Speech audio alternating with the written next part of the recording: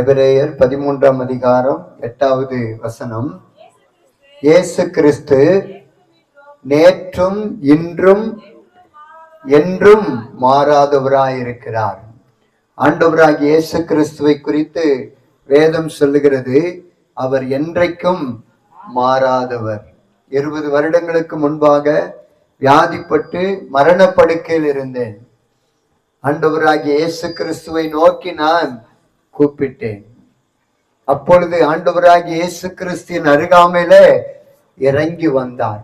இறங்கி வந்து என் சரீரத்தை தொட்டார். தொட்ட மாத்திரத்துல பரிபூரணமான ஒரு சுகத்தை நான் பெற்றுக்கொண்டேன்.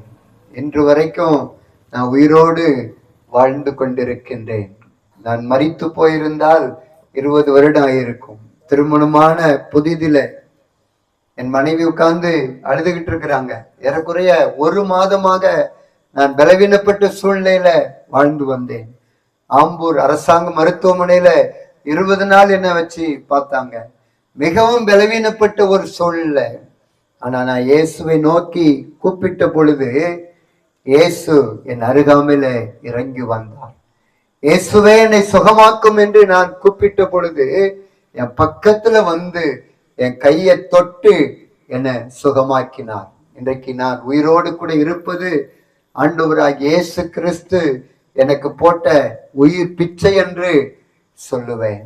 அந்த இயேசு கிறிஸ்து இன்றைக்கும் மாறாதவராய் இருக்கிறார். 20 வருஷத்துக்கு முன்னாடி இயேசுவே நீ கூப்பிட்ட, என் பக்கத்துல வந்தார், என்னை தொட்டார், என்னை சுகமாக்கினார், எனக்கு வாழ்வு கொடுத்தார். அந்த இயேசு கிறிஸ்துவை நோக்கி நீங்க இன்னைக்கு கூப்பிட போறீங்க. எனக்கு சுகம் கொடுத்த அந்த இயேசு கிறிஸ்துவை நோக்கி நீங்க கூப்பிட போறீங்க. கூப்பிட்டீங்க அப்படின்னா எனக்கு சுகம் கொடுத்தது போல, எனக்கு ஒரு அற்புதம் செய்தது போல இந்த ராத்திரி வேளையில இந்த கூடுகைக்கு வந்திருக்கிற உங்களுக்கு ஒரு அற்புதம் செய்வது நிச்சயம். அதனால்தான் வேத வசனம் சொல்லுகிறது, இயேசு கிறிஸ்து நேற்றும் இன்றும் என்றும் மாறாதவர். 20 வருஷத்துக்கு முன்னாடி எனக்கு அற்புதம் செய்த இயேசு இங்க வந்திருக்கிறார்.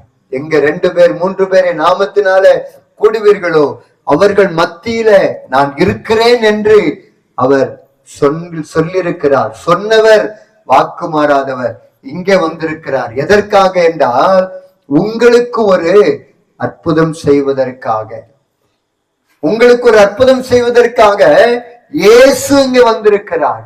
இந்த தெருவுல ஏசப்பா வந்திருக்கிறாங்க. எதற்காக என்றால் உங்களுக்கு அற்புதம் செய்வதற்காக.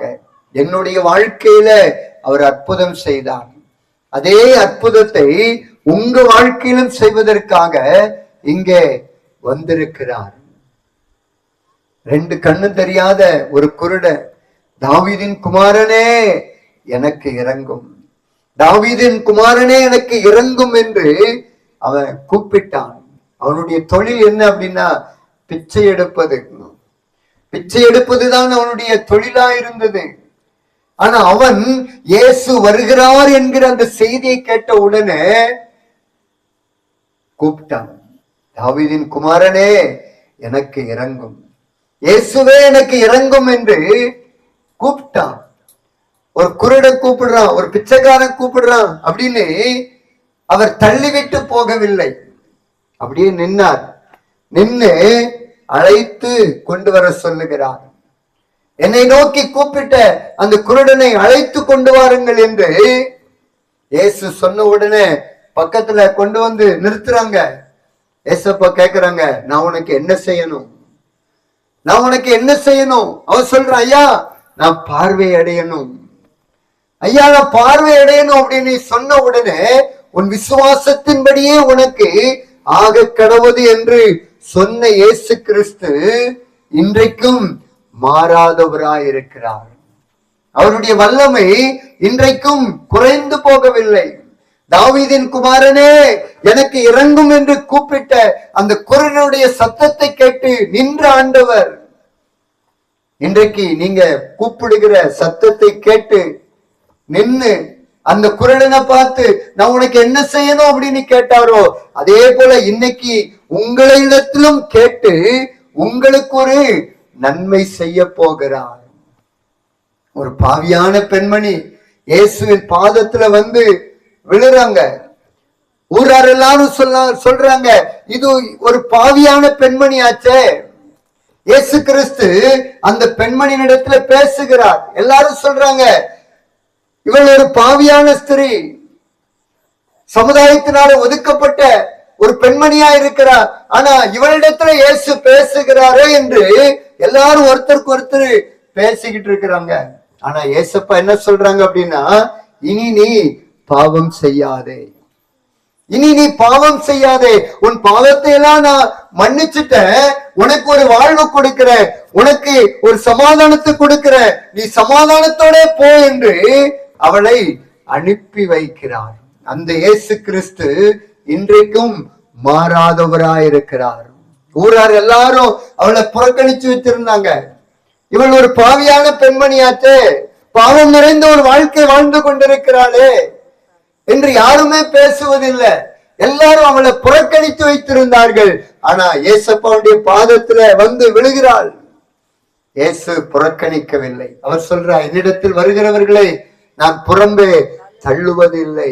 யார் என்னிடத்துல வந்தாலும் சரி, அவரை நான் ஏற்றுக்கொண்டு, அவர்களை ஏற்றுக்கொண்டு, அவர்களுடைய பாவத்தை மன்னித்து அவர்களுக்கு நான் சமாதானத்தை கொடுப்பேன் என்று ஆண்டவர் அந்த இடத்துல அந்த பெண்மணியுடைய பாவத்தை மன்னித்து சமாதானத்தை கொடுத்து அனுப்புகிறார். அந்த இயேசு கிறிஸ்து இங்க வந்திருக்கிறார். அவரை குறித்து தான் வேதம் சொல்லுகிறது, அவர் நேற்றும் இன்றும் என்றும் மாறாதவர்.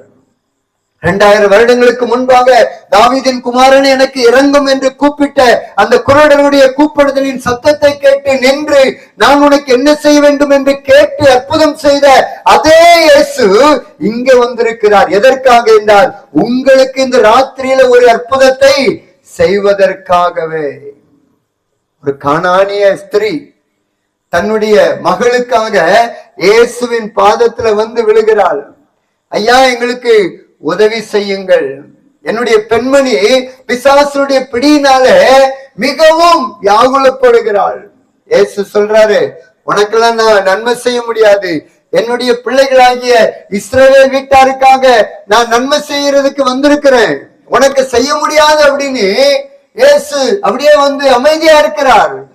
ஆனா அந்த கானானிய பெண்மணி விடல, ஏசப்பா விடல, பேசுற, ஆண்டவரே கொஞ்சம் இறக்கம் காண்பியும், கொஞ்சம் இறங்கும், மேஜையிலிருந்து விழுகிற அந்த துணிக்கைகளை நாய்க்குட்டிகள் தின்னுமே, அதே போல எனக்கு இறங்கும் ஆண்டவரே என்று ஆண்டவரிடத்துல கெஞ்சி பிரார்த்தனை பண்ணுகிறார். ஏசப்பா சொல்றாங்க, உன் விசுவாசம் பெரியது மகளே, உன் விசுவாசம் பெரியது, நீ என்ன விரும்புகிறாயோ அதன்படியே உனக்கு ஆக கடவுது என்று சொன்னார்.